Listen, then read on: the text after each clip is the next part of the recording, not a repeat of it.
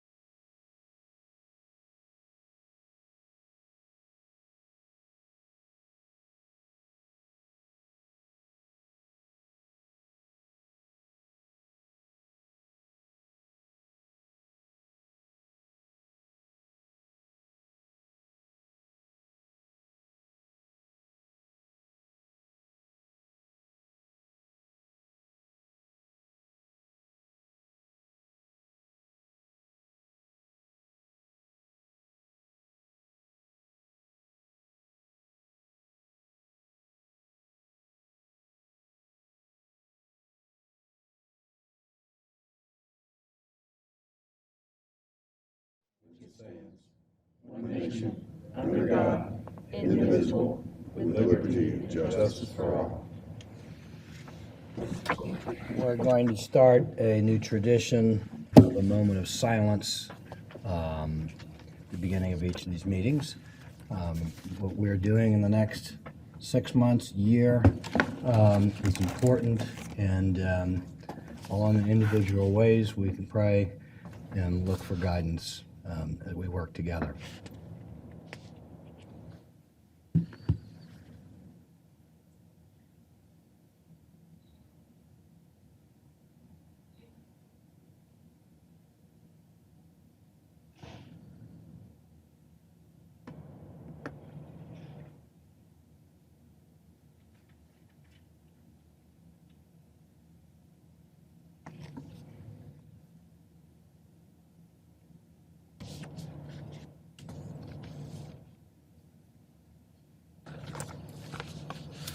Thank you very much, Ms. Bowe. Would you like to call the roll?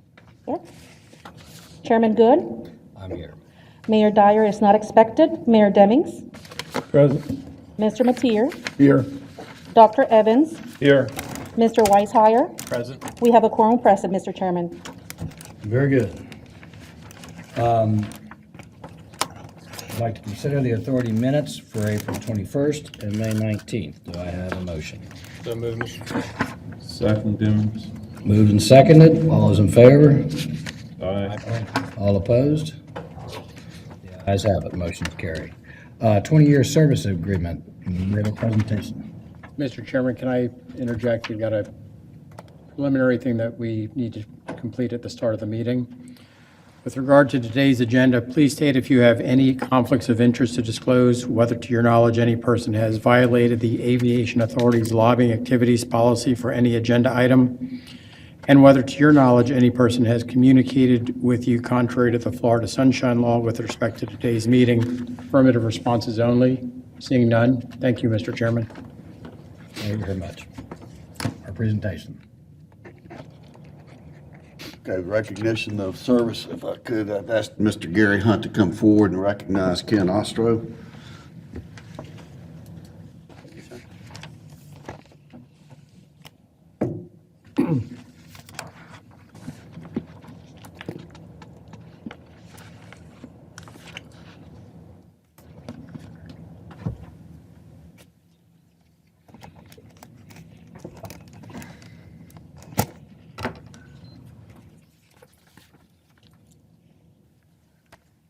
Good afternoon, Mr. Chairman, Mayor Demmings, and board members. This afternoon, I have the honor of presenting to you Ken Ostro, a graphic arts technician who began his employment with the Aviation Authority on May 29th, 2001. Over the years, Ken has been recognized for his graphics contributions to events held at OIA, including Director Serve, Liberty Weekend, Share the Art, and exhibitions for the National Art Program.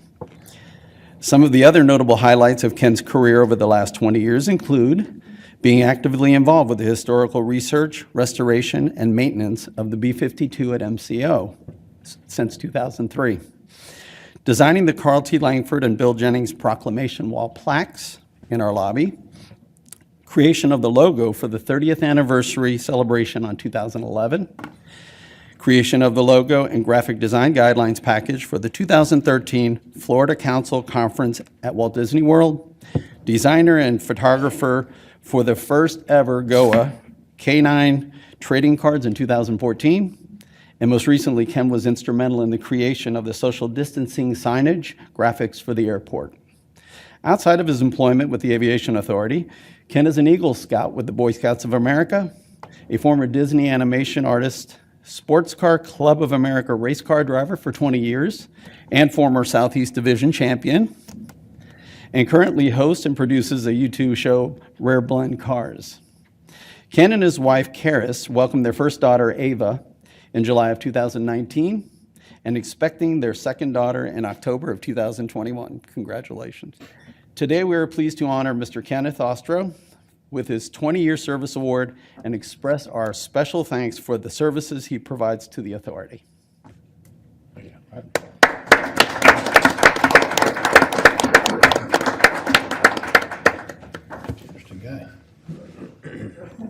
So as usual, you get to get your 15 seconds of fame.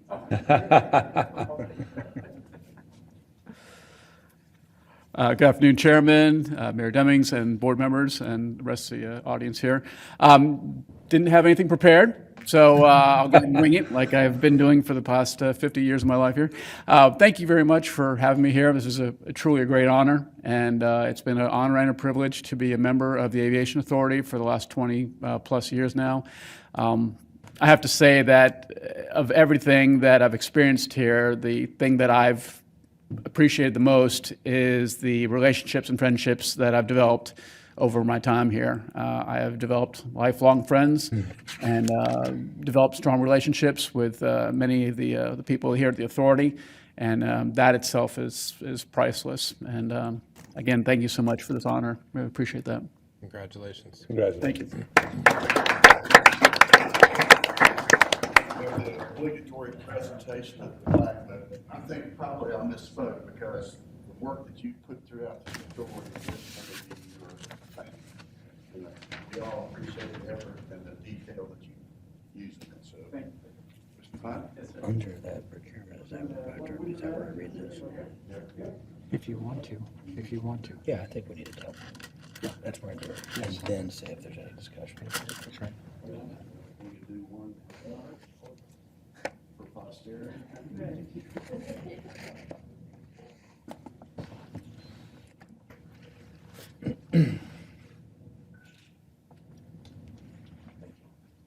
you so much.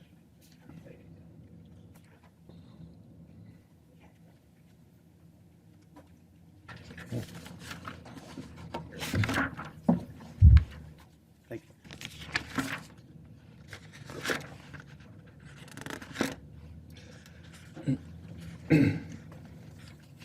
In addition, Mr. Chairman, I'd also like to recognize Violetta Furman. I always call her Violet. She's been with the Aviation Authority for 25 years in the finance department. She's a grants financial analyst. She's always been pretty straightforward. She never shows any pretense. So if she's got an issue with me, she's never shy about telling me, and I've always appreciated about that. But she is getting ready to retire after 25 years, and I would like to thank her for all the efforts that she's expended over these last 25 years for the benefit of the authority. She's not going to be here today, but I did want to recognize Violet. No shrinking violet. No, not at all. Thank you very much, Mr. Brown. Consent agenda. Do we have any speakers on any consent agenda items? No, Mr. Chairman. Do any board members wish to consider any items separately? Can I have a motion to approve and second the consent agenda? So moved. Second, By Mayor Demings, seconded by Mr. Mateer. All those in favor say aye. Aye. All opposed, say no. Okay, procurements. This month, we have two procurement items which do not require action from the board. A is a request for a proposal for maintenance and repair service for passenger boarding bridges and affiliated ground support equipment at the South Terminal Complex. B is a request for qualification for an executive search consultant, an executive officer search. This section is included on the agenda in order to notify the board of procurements that will soon be advertised. Does the board have any questions? And let me make this statement as regarding the procurement of the executive consultant search firm. Mr. Brown's announcement that he'll depart next year if we reach an agreement on the extension of his contract gives us the opportunity to perform diligent search for a new CEO. Probably the most important thing this board's done in 10 years since we found Mr. Brown. I've given a lot of thought on how to begin with this process and consulted with Mr. Brown, Mr. Gerber, and historically the board has hired executive search consultant to assist the board in creating the CEO search process, getting a consensus of board members, which they could speak to privately, helping us understand and craft a search, and then conducting the search. There are a number of current board employees who might want to be considered for that new CEO position. Because of that, I think it'd be inappropriate for the permanent procurement committees that would normally participate in a consultant or a procurement process to be involved. We wouldn't want two people that sit on who are applying to be CEO to have to be in a position where they're picking or sorting down the procurement committee. So by the next meeting, I'll appoint an ad hoc committee made up of senior status members who are not interested in the CEO position to assist in the consultant selection. And that appointment will be made and brought to you for the July meeting. All this group will do is take, whether there's 5, 10, or 20 applications, and everybody on the board is going to get a copy of the applications as they come in. Everybody on the board is welcome to discuss them with Mr. Brown and Mr. Gerber. And that committee is going to sort through and narrow them down to a manageable group that we can then interview at our next board member meeting. And at that point, we can interview the top list. I think it'll be, if there are 20 applications, it's going to be hard for us to interview 20 people. So Mr. process. Chairman, Yes. question, Mr. Chairman. Let me finish The here. rules of engagement on us discussing the candidates. You can discuss the candidates all you want with Mr. Brown and Mr. Gerber. And we can't discuss them with each other until we have a board meeting or a public forum. Thank you. Let me remind the board, this is on the consulting firm only. We're not talking about. This is not the CEO search. Right. The process will be that the ad hoc committee will act as a screening committee for the consultant firm applicants. The ad hoc committee may shortlist the consultant applicants to a manageable number of interviews. Then exactly the same way, there's only two of us that were on it. This is exactly the same way we did the general counsel, or very similar to the way we did the general counsel appreciation. To come to the board, a short list. And if the board decides it wants to hear other people, we can do that as well at the time of the board meeting.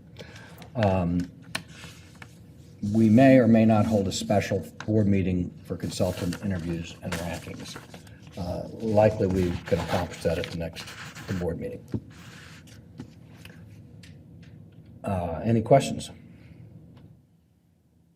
No, sir. The process, I believe, is we get a consultant. Once we've hopefully have a strong consensus on a good consultant, we spend some time each and collectively with the consultant, help craft a process to go out and hire a CEO, and then that'll evolve over the next couple months. Great, and I think this takes a lot of our mutual prayers and working together, and my hope is that roughly 6 months from now, we can get a phenomenal CEO that everybody feels really good about, and that everybody also feels really good about the process of how we work together. Do we have, I understand we have a speaker on this procurement item. Yes, sir. Heather Pierre.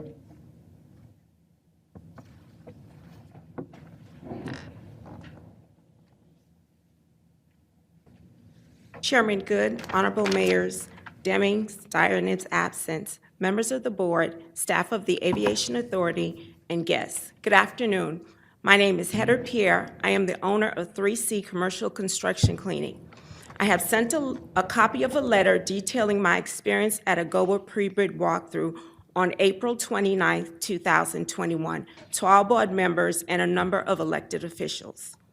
As a direct result of that experience, I am here to comment on the request for qualification for executive search consultant services for Chief Executive Officer search. I visited the project site twice and did not see any Black women and very few Black men. In my letter, I stated the site did not reflect diversity and inclusion of the Orlando community and the Orlando experience. I am further requesting that board members and elected officials personally visit public projects to ensure diversity and inclusion. I am asking the Executive Search Consult Services for Chief Executive Officer recognize the need for candidates who have a proven track record of working in and promoting a diverse and inclusive work environment. My experience and the lack of diversity at the site did not promote a belief in fairness and the participation of the Black community. I am standing before you in the singular, but want to emphasize that I am speaking on behalf and for the benefit of the collective of Black women and Black people. We have all chosen to live in the city beautiful, which is extremely diverse and inclusive. It is unacceptable to walk on public projects and not see the Black community represented. I am available to answer any of your questions, and thank you for considering my comments.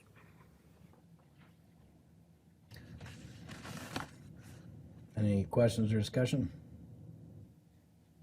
If I may, Mr. Chairman, first of all, I think I understand the concern that Ms.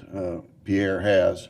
I just would like to add that when she sent an email about April 30th detailing these issues. I'd asked our staff to look into it. They did go to Jeff Justin, who is the head of Turner Hewitt for the project. Jeff reached out to Ms. Pierre on May 4th, I believe, and then reached out again to her on May 19th, and she toured the facility down at the South Terminal. She is looking for as a second tier contractor on the cleanup. There's been some delay in awarding that, but that will move forward in due course when we're ready to do the cleanup on the job down there.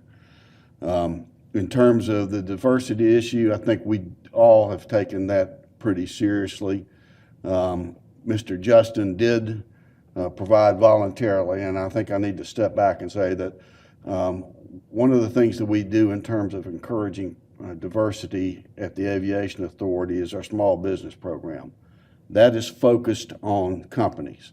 The reason it's focused on companies is that part of the program, or the federally funded part, we have to comply with the CFR Code of Federal Regulations 49 Part 26, which is the Disadvantaged Business Enterprise Program, which focuses on companies owned and controlled by socially and economically disadvantaged individuals. So our focus has been on the companies because that's what the federal regulations require. We have a voluntary program, the Minority Women-Owned Business Enterprise Program, that mirrors that as well. So we have no basis, no authority that I'm aware of to focus on the employment levels, certainly not under the federal regulations. And to the extent that we would do something like that under our voluntary programs, there's a lot more legal predicate that would have to be laid in order for us to establish those criteria. The federal program does not distinguish between ethnicities in terms of the program. You're either socially and economically disadvantaged. Those individuals are carved out by statute. Those are women, African Americans, Asian Pacific Islanders, Native Americans, but we are not authorized to distinguish between those categories when we look at the programs that focus on the companies. To get to the next level of employment, which is what Ms. Pierre is talking about, we're going to need some additional authority and requirement in order to do that. Having said that, within our own organization, we have equal opportunity. We look at the balance in our employment, but we don't have the ability to require a contractor, either under our voluntary programs or our federal programs, to hire a specific ethnicity. And there's some pretty formative Supreme Court cases, University of Michigan case, that did away with quotas. Some of the folks that have been here for a while remember in years past on our concessions, we were able to do minority set-asides. We no longer can do that. So what we have is a program that establishes goals. If the goals are not met, then companies have to demonstrate good faith efforts. So I think there are a lot of issues that go to Ms. Pierre's point. There is, on the job site itself, the indication that I got on the Turner Hewitt portion was they have about 15% participation from Black individuals This is based on the badging process that they have, but that's over the entire scope of the project. So they may not be visible one day or another. Irregardless of that, I think the point that Ms. Pierre makes is a valid one. We all need to make efforts in order to be more inclusive on hiring on the job. I think the point that I'm trying to make is that we're going to have to do that on the basis of persuasion rather than regulation. Hey, Phil, we bid on a contract many years ago at the convention Material. center. Oh, I'm sorry. And part of the grading was our makeup of employment. I remember Mabel Butler congratulated me on some of the things that we were doing. And I think that was just part of the process. It wasn't required, but it was a look in as someone is saying they want to work here as what your makeup might be. So maybe we could look at that just to see if that would help. I mean, you could always request that. The point I'm trying to make is that if you make that a requirement, you're going to have a much stronger legal basis than we have right now. I've been digging into this real deep, as Mr. Brown and Mr. Gerber will tell you, for the last quite a while now. And I know that Mayor Demings is also, he's more up to speed, I'm sure, than me. But one of the oddities, I think, is that the federal requirements, which do encourage a percentage of minority businesses, don't distinguish between somebody from Japan or an African American or a Hispanic or a white Hispanic or a woman. And we're, from my understanding, very constrained in our ability to try to create diversity within that package, which that's a sort of write your congressman kind of question. But I think we're all interested in trying to understand this better. And if there's ways that we can help the situation, one of the things is I've been pressing hard to try to find out ways to get ex-felons hired more often. And I think we're not done trying to understand it. Any other? Mayor Demings, I think you had something to say. Yeah, I just wanted to weigh in here. I appreciate the commentary by the executive director. Thought his response was on point. But what I will say to Ms. Pierre, I'd like to know more about her company. From an Orange County government perspective, we're endeavoring to increase minority business participation with our processes, and provided that we're not in a blackout period of time related to procurement efforts here at the airport, I would invite you to reach out to my office. My chief of staff, Ms. Roseanne Harrington, is over there, and she can give you her card. I'd like to give you the opportunity to meet with you to hear more about what your company is doing here within the area. Of course, if you're actively engaged in a procurement process here as a board member, there may be a blackout period or what have you, but barring that, at some point in the future, I'd love to hear more about what you're doing. Okay. Thank you, Mayor Demings. And thank you very much. Do we have, there's no motion necessary on that. What's the next item? New business items, and you have a treat today, Mr. Chairman. We have one presenter and 6 items. So Mr. Ramaki will do the presentation on all 6 items. Live from Orlando, it's Devin Ramaki.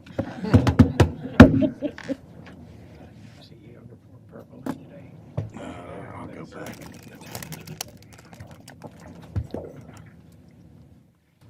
All right, good afternoon, Mr. Chairman, Mr. Mayor, members of the board. I'll cover the next 6 items. Let me get up to the right one. First one is for Orlando Executive Airport. This is BP 45s, we call them bid packages, right, for the new board members. So this project is to rehabilitate and improve the existing taxiways Foxtrot and Golf. They tend to throw around a lot of acronyms. I'll spell out things. This is, so with our designations on our airport layout plans, we call them ALPs for OEA, or I'll call sign designation, as well as MCO. This is all part of our long-term master planning, and those were all designated back in 1956 when the International Civil Aviation Organization adopted the whole phonetic alphabet for aviation. So there's a little bit of trivia for you today. Anyway, so this project actually will rehabilitate. That means remove pavement, repave, fix the current asphalt conditions for taxiway Foxtrot Golf, remove a little bit of section, construct a new taxiway Kilo 1, and then update the airport lighting control and monitoring system. Construction is scheduled to start in August and finish by January. Here's a good map. It's always easier to look at a picture. So we're going to demo, take out this piece. We're going to redo Foxtrot and Golf, all that's necessary for the FAA requirements, and we're going to build this brand new Kilo 1. So the FAA has been doing away with angled, fast lead-in and takeoff taxiways. They call that runway incursion mitigation. So we're just trying to prevent issues on the safety side. They actually prefer 90-degree angles, and we've been doing that here at MCO as well. So that's the essence of the project. So BP 45 was publicly advertised on February of this year, and on March, we received 4 bids, as you can see in front of you. So it looks like Gibbs and Register is low. Parent low bidder, Gibbs Register, they said we usually go for a verification on them, and they said, yep, we can complete the project for the amount bid and within the schedule. April 20th, the construction committee recommended award of this BP 45 to Gibbs and Register, and then on June 7th, Orlando City Council authorized a pre-acceptance of the grant in the amount of $2.3 million and a little bit of change. It actually was approved by the city, signed by the city on the 7th. Small business participation, we've established a 12% disadvantaged business enterprise goal, DBE, as you just heard Mr. Brown elaborate on. Gibbs and Register came back and said that they can do 13% award on this. The fiscal impact is $2.3 million, a little bit of change. Funding is from FAA grants. And the recommended action is before you and also in your board memo. And I'm happy to take any questions on this item. Vote on this now. Okay, do I have a motion? Motion to support. Moved by Mr. Evans, second. Second by Mr. Weishauer. All those in favor say aye. Aye. All opposed. The ayes have it. Okay. Next item. Thank you. Thanks, sir. Moving on to items B, C, and D. This is for our South Terminal C, Charlie, Phase 1. We're on target again to complete early next year, as many of you have seen on the job site. Appreciate your support with this. Each of these new business items presented before the board has an individual memo in your board package. Basically, on March 19th, 2017, the Aviation Authority's Finance Committee approved the award of Construction Management at Risk, CM at Risk, that we call it, for South Terminal C to one of the two CMs, Hensel Phelps. So I'm going to talk about Hensel Phelps today. Okay, I'm a little bit more talking here. So 3 items for Hensel Phelps work. They're actually doing our airside concourse. Turner Keywood's doing the land side, and we have von der Lande doing the baggage system. So we have it divvied out so that we're going to hit everything on time within the budget. So we have the 3 GMPs, guaranteed maximum price addendums for each one. And just a reminder, we have 49 GMPs for the project. We've completed and closed out 22 of those. So we're well on our way to this. And it's traditionally for us, it's typical to move money within those GMPs. We save some in other GMPs. We move it over to keep up with change management and contingency use.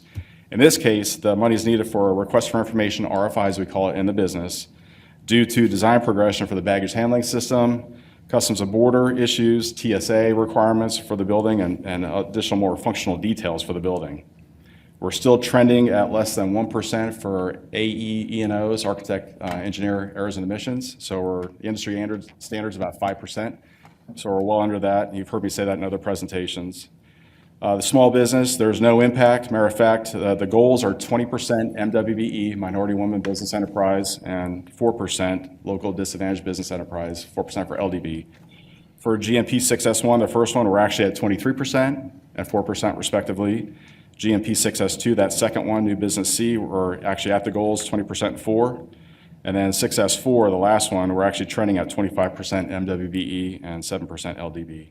And we do this in conjunction with George Morning's group, Giovanni. So we vet these out so that we're staying on target all the way to the end of the job. And again, funding is within the South Terminal current budget, so there's no new money. Recommended action is before you. It's actually outlined in your board memo, and I'm happy to take any questions on each of the 3 of these items. Any questions? Seeing none, do we have a motion? Material move. Moved by Second, Gutierrez, Demings. second by Mayor Demings. All those in favor say aye. Hang on, All opposed? let's, excuse me, You gotta do Mr. it Chairman, this is on individually. B. Item B, and then What I said. This is on item B. Yes, this is item B. We have a motion and second. All those in favor say aye. Aye. All opposed? All right, move to item C. Do we need to vote on item C? He's finished with, okay. Do we have a motion on item C? Motion to approve as presented, Chairman. Moved and seconded? Second. Moved and seconded. All those in favor say aye. Aye. All opposed? The ayes have it. Do we have a motion and second to approve the new business item D? So moved. Second. Moved and seconded. All those in favor say aye. Aye. And opposed? The ayes have it. Thank you, sir. Moving on to new business item E. This is for our H337 project. It's a horizontal, and this is for airside 1. We have 4 airsides up in the north terminal. Airsides 1, 2, 3, 4, besides south terminal. So intuitively obvious there. In 2017, we like to have a pool of firms. So in this case, we have 6 firms that provide continuing horizontal construction services at MCO. Went through the competitive selection process, goes to PSC, then it goes to construction committee, then it goes to the board. On February 21st of 2018, the board approved an agreement with these following 6 firms. And again, this project is the rehabilitation. That basically we're fixing cracked concrete slabs on the air sides where the planes come in off the taxiways right to the air side. So we got to keep up with it. So it's concrete slab replacement. If we do joints, material replacement, any kind of striping that goes with that. So we ended up coming up with a base bid of the project, and I'll show you a drawing in a second. It's for the apron rehab at Taxiway Bravo 5, work area 1, and then we had 2 adults, so more descriptive pieces of the work. Construction schedule start July later of this year and finish by October. Here's a map. So the base job is what's in blue right here, this section of it, and then work area 1B, that's adult 1, work area 1C is adult 2. So we did an invitation to bid for the continuing horizontals on April 5th of this year, and we received 6 bids back. You can see where we break it out as the base bid, the 2 adults, we get to a total. This is normally in our world for design and construction. Based upon the total project and available funding, at this time, we're only going to do the base bid in adult 1. The apparent low bidder, Gibson Register, who does this kind of work with us routinely, said they can verify they'll complete the project for the amount bid and within our schedule. On May 25th, earlier this year, the construction committee recommended approval of job order construction services agreement with Gibson Register. We set a goal of 7% disadvantaged business enterprise, DBE, and then 7% for each of the adults. Gibson Register came back at 10% DBE for the base bid and 9% for adult 1. Fiscal impact is $805,000. We actually have, it's a 50% FDOT grant. It's an existing grant that we modified to include for this scope of work. Recommended actions before you and in your memo, and I'm happy to take any questions. Seeing none, do I have a motion? Second. Moved and seconded. All those in favor say aye. Aye. All opposed? The ayes have it. New business item F. All right, thanks, sir. All right, last item is item F. This is the emergency procurement we did, we call them EPs, number 202 and 203 for the Hyatt pool deck repairs right here at MCO. This pool was constructed back in '92, so about 20 years old. Limited renovation work. We had to go in there and look at some waterproofing, some expansion joints, and some pool deck drains. As we just finished up our ticket lobby renovation for the A and the B side, we noticed a few leaks, started investigating where that's coming from. Lo and behold, that's where it's coming from. So we generated EP 193 to do some limited destructive investigation with Gomez as well as CMC. They're our continuing building envelope company, 103. Again, we have a pooling for that as well. We did that in February. Results of that came back, and it looks like, again, we need to do, we got some leaks and they're failing. We did a quick rough order of magnitude to go ahead and fix that, $600,000. And basically this table delineates our funding plan to take out of the CapEx funds transferred for fiscal year 20. We call these CIRs, capital initiation requests. That's already in the budget for the Hyatt lobby renovation to complete these repairs. So you'll see where we go from our current budget, take away the $600,000, and there we're at. on a map. Again, we love the maps. So here's the pool. If you haven't been there, this is great. The Hyatt uses these for a lot of their functions, and it's a sell point for the Hyatt. So we really, keeping up with things, and we're really encourage the use of this. It's a great place. Everything you looked at that's bound by this darker blue is the areas that we looked at. So we know what we're opening up. Sometimes we open up Pandora's box. We feel pretty good about this one. So the fixes, our fixes proposed for this, it'll take about 12 to 16 weeks to do the job. We always try to beat that. So on June 1st, the Construction Finance Oversight Committee, CFOC, recommended the approval of the transfer of funds for EPs 202, 203. Those were executed by Mr. Brown, our CEO. Gomez Construction, again, one of our continuing vertical contractors, and we have 6 of those. So they were on call for us. Fiscal impact is $600,000, and again, the funding is from capital expenditure funds transferred from FY20 CIR 164 Hyatt Lobby Reno to these 2 EPs. Recommended action is before you and in your memo, and I'm happy to take any questions. Any questions? Move. Motion, do we have a second? Yes, sir. Moved and seconded. All those in favor say aye. Aye. Motion passes. Mr. Chairman, if I might, thank you, Devin. I didn't go into the CEO report, but I do have a brief summary on the child care survey that we closed out yesterday. We discussed that at the last board meeting. We had 474 respondents to the survey. Of that, about 54% of those already utilized child care. When they were asked how many would utilize a facility on airport property, 86% of the respondents indicated that they would use that. When we looked at the question of what was the most important factor, price was the highest by 36%, hours were 28%, and then location were a combination of about 33%. I think also instructive were the hours. So the first shift, about 47% of the people work first shift, about 24% work the second shift, and then there was about 8% that work the third shift, and then there's some folks that don't work shifts, and so they fell into the other category. The hours of operation for drop-off, about 3% of the people indicated 3 a.m. to 6 a.m. The bulk indicated that they would drop off about between 6 and, a small amount in 6 a.m. to 10 a.m., but the bulk indicated that they would drop off about 60% between 2 and 10 p.m. I beg your pardon, that was not the drop-off, that was the pickup.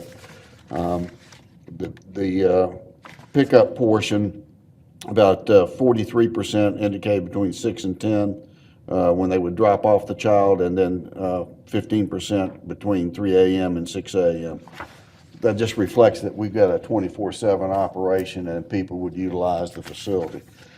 There are a number of other questions. What I'm going to do is try and summarize it and send out something in more detail for y'all to look at. But I think the response is that there is, at least on the basis of this response, there's some need, and we're going to have to try and put together a plan about how we may be able to accomplish that. It's not going to be quick necessarily, and it's not going to be easy, because I think part of what we have discussed internally is engaging partners, not only the airport stakeholders, but school districts. We have a lot of folks that live in Osceola. We have a lot of folks that live in Orange, to see if the school districts have some wisdom they can impart on this, because I think it's going to take a joint effort.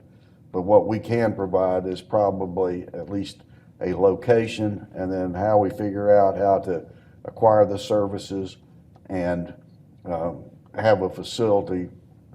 That's going to take some work and some collaboration. But I think it's important for all the stakeholders of the airport to buy into this. So that's probably going to be the first step, is to start talking to airlines, rental cars, concessions, because I think in order to make this affordable, at least my view right now, is that there's going to have to be a contribution from all stakeholders. And we're also probably gonna need to look at federal and state sources of funding for it as well. Because you want quality care, everybody wants quality care, but it needs to be affordable. So the way we're looking at this is to establish something that could be used as a benefit for anybody that hires at the airport. And this would, we think, and you know, the stakeholders tell us otherwise if it's not the case, that would be a good factor for retention of employees. Yeah. Any questions or comments? Just a comment to the executive director.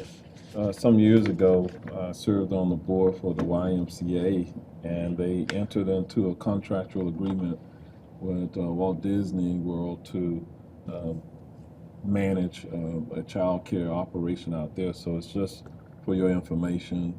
There may be some learning points from that contractual agreement.